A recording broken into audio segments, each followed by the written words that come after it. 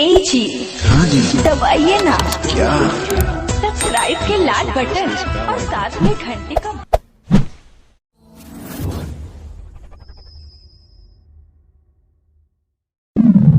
location चालू कर माल के घर के नेबा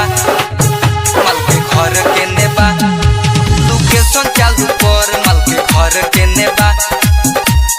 गमे गमे घूमनी लागत नहीं के पाता हमारा के भूल जाई ऐसन बुझाता हमारा के भूल जाई ऐसन बुझाता गमे गमे घूमनी लागत नहीं के पाता हमारा के भूल जाई ऐसन बुझाता ऐसन बुझाता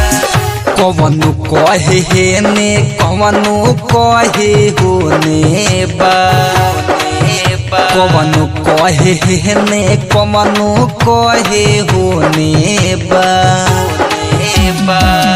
तलू के सन चालू कर माल के घर के नेबा तलू के सन चालू कर माल के घर के नेबा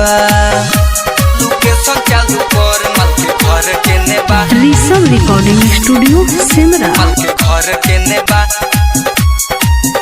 पूर्व से खोजत हम पश्चिम ले आईनी ओकरे चक्कर में हम खनाऊ ना खैनी पूर्व से खोजत हम पश्चिम ले आईनी ओकरे चक्कर में हम खनाऊ ना खैनी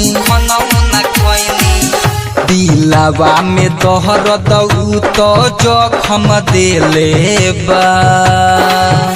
दिलावा में तोहर दऊ तो जखम देले बा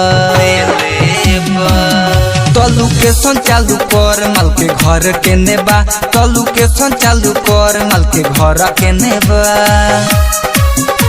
लोकेशन चालू कर माल के घर के नेबा माल के घर के नेबा मजा जाके ले तो बिया तो ससुरार में चंदू महेश पागल भइले ओकरा प्यार में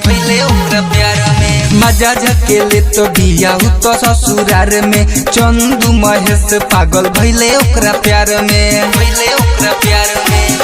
खुशिया मंदीप पनीजू कहे हे नेबा